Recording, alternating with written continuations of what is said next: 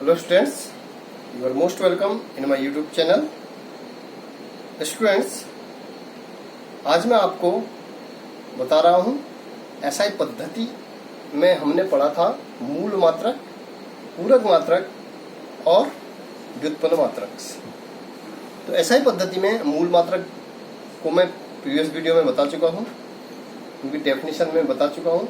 आज मैं बता रहा हूँ पूरक मात्रक। जो कॉम्प्लीमेंट्री यूनिट्स होते हैं वो दो प्रकार के होते हैं। पहला होता है आपका रेडियन। जो पूरक राशियां होती हैं, पूरक राशियों के जो मात्रक होते हैं रेडियन, और दूसरा जिसको हम डिनोट करते हैं आरए से, दूसरा हो गया आपका स्टेरेडियन। स्टेरेडियन, ठीक है, जिसको हम किससे डिनोट करते हैं एसआर से। तो शुरू करते हैं रेडियन। रेडियन किस पूरक राशि का मात्रक है? वो है समतल कोण या तलीय कोण, ठीक है। तो रेडियन की जो डिफाइन है उसको हम किस तरीके से करेंगे कि माना सपोज देखिएगा, एक वृत्त है जिसका केंद्र वो है आर त्रिज्या। एक रेडियन वह कोण है जो किसी वृत्त के आर त्रिज्या के समान चाप से केंद्र पर जो कोण अंतरित करता है उसको कहते हैं रेडियन, एक रेडियन, ठीक है। अब ये जो चाप है वो किसके बराबर है? ये चाप है आपका, माना सपोज हम इसको एस भी लिख सकते हैं। सूक्ष्म की बात कर रहे हैं, सूक्ष्म चाप है तो इसको लिखेंगे डी एस, ठीक है। तो ये डिफरेंशिएशन ये दिखाता है, ये डेल्टा दिखाता है परिवर्तन, ठीक है, दूरी में परिवर्तन हो रहा है, ठीक है, सूक्ष्म दूरी को। और ये आपका थीटा, तो इसमें भी क्या हम इसको क्या लिख सकते हैं, या इसको डी थीटा भी लिख सकते हैं, ठीक है। तो एक रेडियन किससे कहेंगे?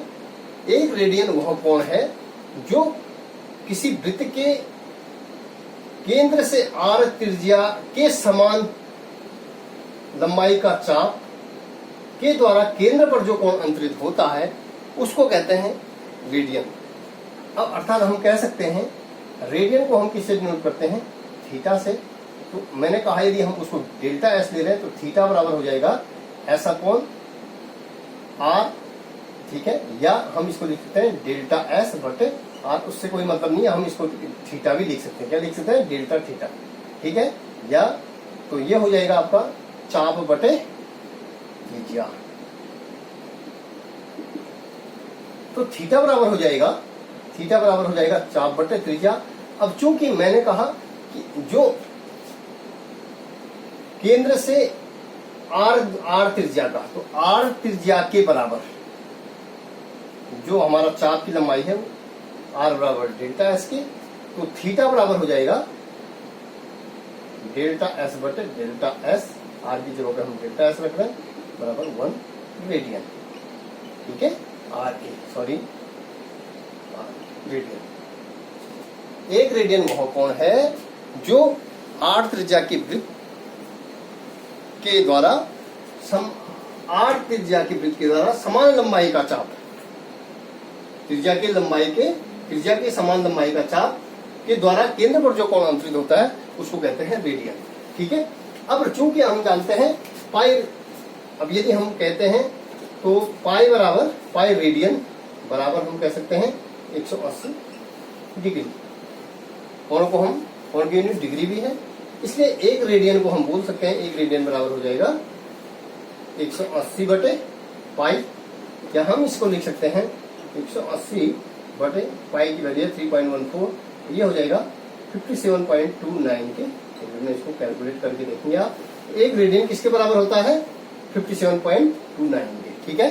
तो बच्चों ये हमारा जो है एक पूरक मात्रक हो गया रेडियन। अब दूसरा जो है हमारे पास है स्टेरेडियन। स्टेरेडियन मीन्स ठोस कोण भी कह सकते हैं उसको, घन कोण भी कह सकते हैं, और घन कोण का मात्रक होता है घन कोण अथवा ठोस कोण, जिसका मात्रक है और घन कोण अथवा ठोस कोण का मात्रक क्या है? स्टेरेडियन।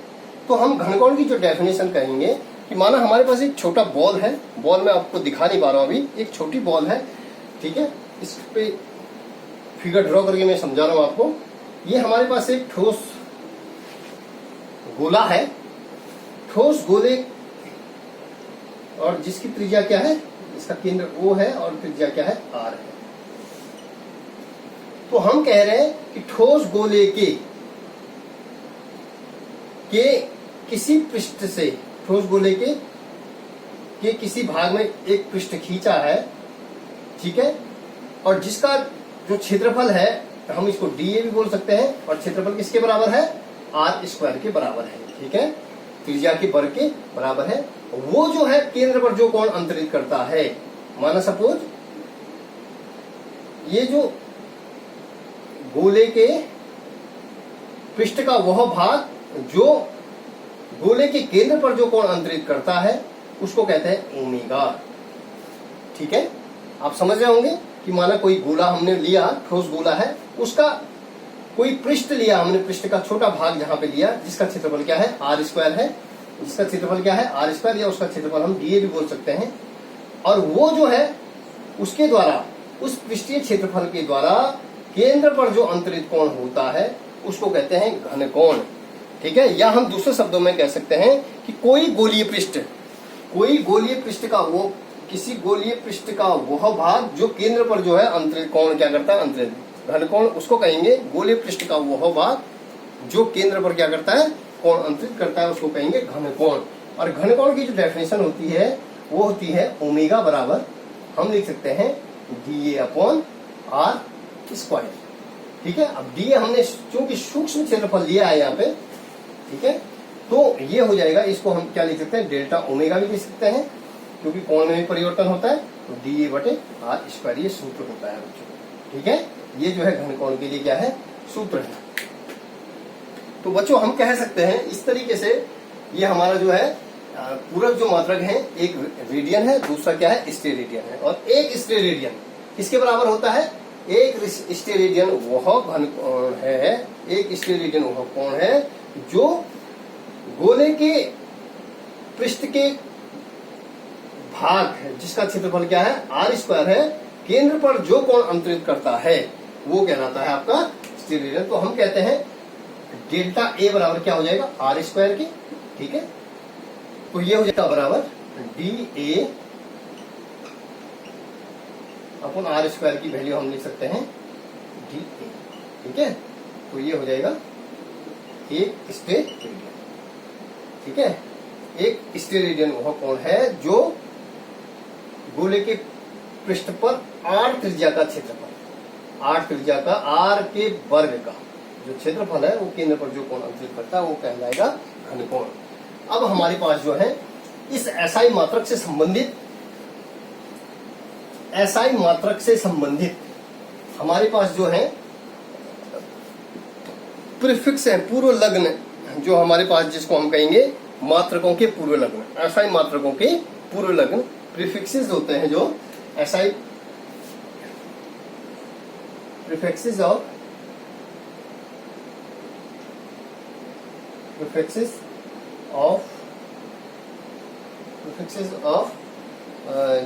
SI units, जो प्रीफिक्स होती हैं SI यूनिट की, उनमें जो है ये छोटे परिमाण, ठीक है। प्रीफिक्स के लिए जो है हमारे पास हो जाएगा ये छोटे परिमाण,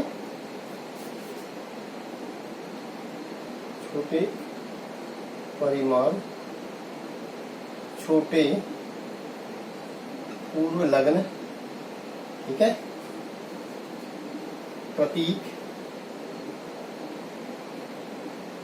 ठीक है। उसके लिए बड़े परिमाण, बड़े पूर्व लग्न और प्रतीक, हम इस तरीके से बच्चों इसको समझेंगे।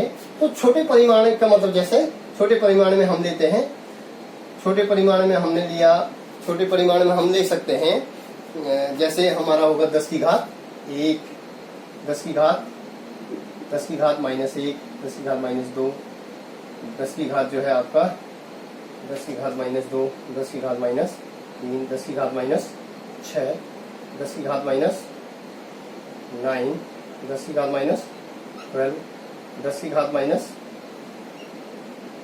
15 और 10 की घात माइनस 18। तो इसको बोलेंगे बच्चों, ये 10 की घात माइनस 1 इसको बोलेंगे डीसी।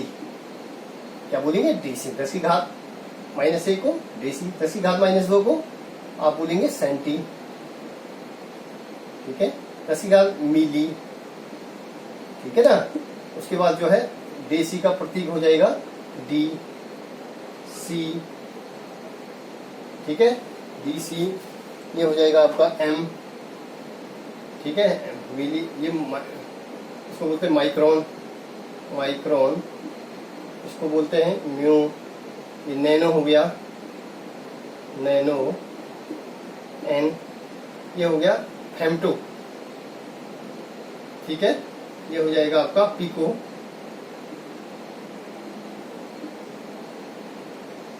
इसको पी हो गया। ये हो गया फर्मी, फेम्टो। ठीक है, फेम्टो को हम क्या बोलेंगे?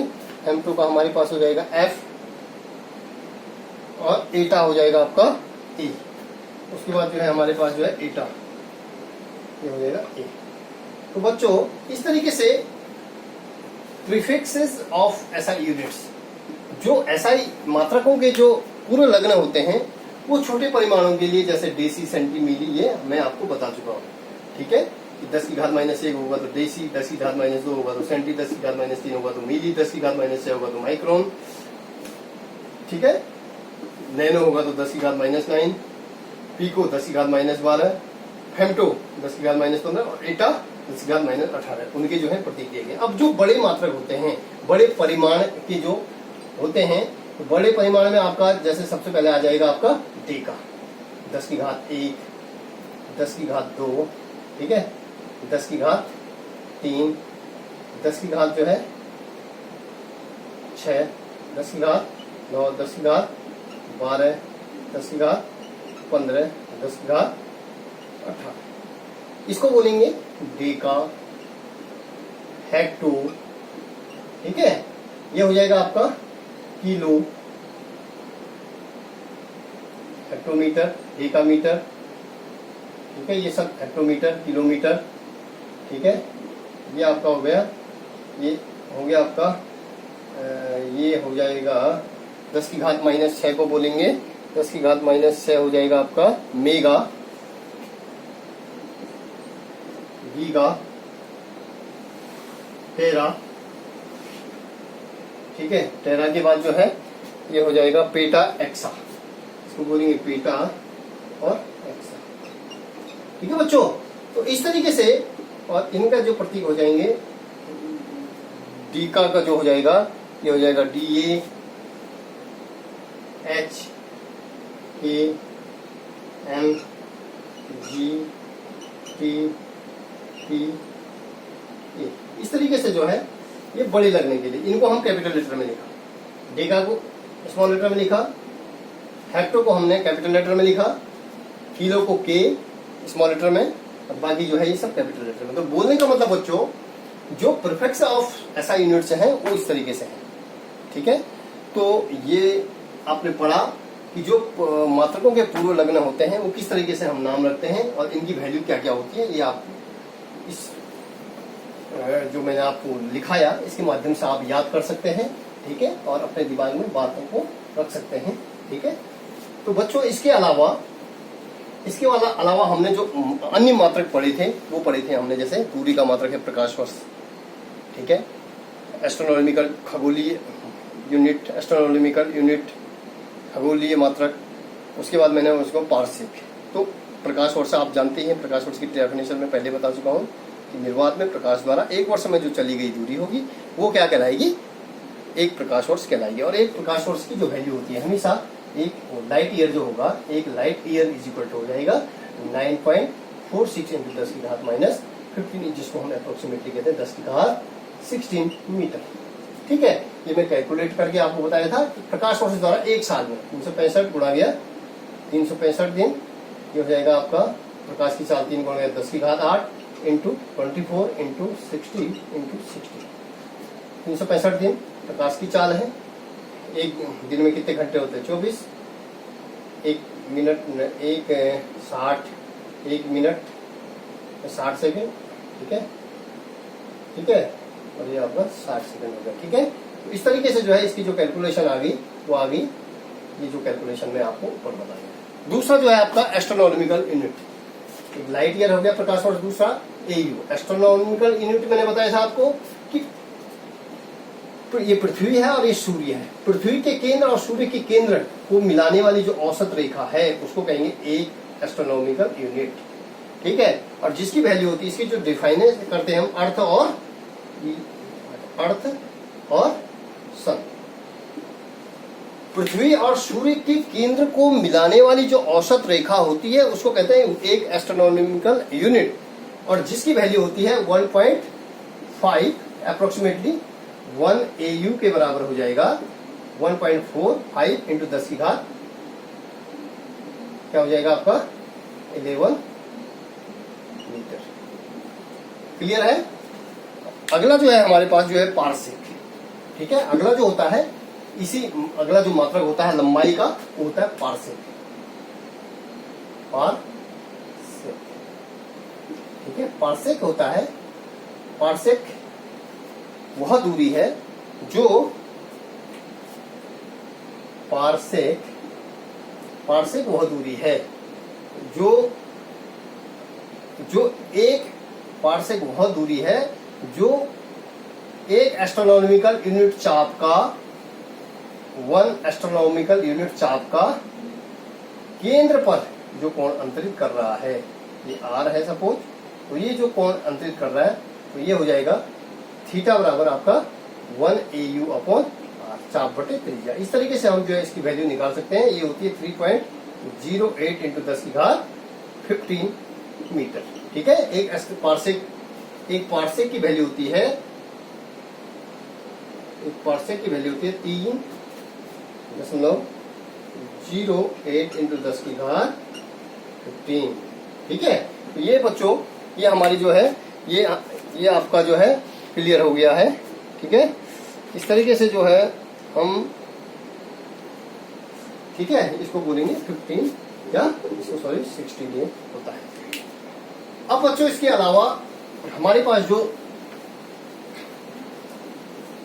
अब SI पद्धति जो है जो हमने पढ़ी अभी तक, SI पद्धति की विशेषताएं, SI पद्धति की विशेषताएं, ठीक है। जो इंपॉर्टेंस है SI पद्धति की वो क्या हो? तो SI पद्धति सबसे पहले परिमेयकृत होते हैं। जो SI पद्धति है वो परिमेयकृत होती है, अर्थात इसमें जो है परिमेयकृत का मतलब कि भौतिक परिमेयकृत होती है। इसमें जो है जो मात्रक होते हैं भौतिक राशि के क्या होते हैं? अपने मात्रक होते हैं। प्रत्येक भौतिक राशि का केवल एक मात्रक होता है, ठीक है। जितने भी भौतिक राशियां हैं उनका सबका क्या होता है? अपना एक सिंगल मात्रक होता है, परिमेयकृत है वो, ठीक है। दूसरा जो है ये पद्धति संबद्ध है। संबद्ध का मतलब व्युत्पन्न मात्रकों के द्वारा। व्युत्पन्न मात्रक कैसे प्राप्त किए जाते हैं? मूल मात्रकों की सहायता से। तो मूल मात्रों के गुणा और भाग करके हम व्युत्पन्न मात्रकों को क्या कर सकते हैं? प्राप्त कर सकते हैं, ठीक है। तीसरा जो है ये जो है सुपरिभाषित है। जो ये पद्धति SI पद्धति में जो मात्रक होते हैं वो सुपरिभाषित हैं और पुनर्स्थापित किया जा सकता है इनको, ठीक है। अगला जो है इसमें इस पद्धति में इसको कह सकते हैं मीट्रिक पद्धति कह सकते हैं SI पद्धति को, या दशमलव पद्धति कह सकते हैं। मतलब यदि हम यूनिट को चेंज करते हैं, जैसे सेंटीमीटर है तो मीटर में चेंज किया, या किलोमीटर में चेंज किया, या मिलीमीटर में चेंज किया, तो हम उससे क्या कर सकते हैं? 10 से गुणा और या 10 से भाग क्या कर से दे सकते हैं। इसलिए इसको दशमलव पद्धति हम कह सकते हैं, ठीक है। और इस पद्धति को विज्ञान की विभिन्न शाखाओं में हम क्या कर सकते हैं? SI पद्धति को विज्ञान की विभिन्न शाखाओं में प्रयोग कर सकते हैं। तो बच्चों ये जो है SI पद्धति बहुत ही इंपॉर्टेंट है। इसके साथ ही साथ SI पद्धति में हमने पढ़ा था derive units. Derive derived unit, मतलब व्युत्पन्न मात्रक। व्युत्पन्न मात्रक, व्युत्पन्न मात्रक किससे कहते हैं?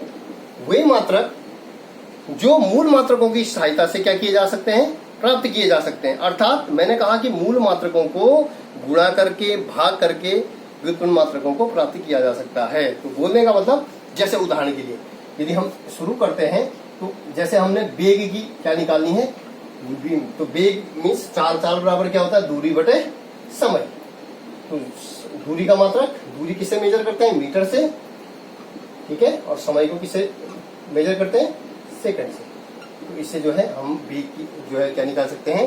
वेग का मात्रक निकाल सकते हैं। और वेग क्या है? व्युत्पन्न मात्रक है।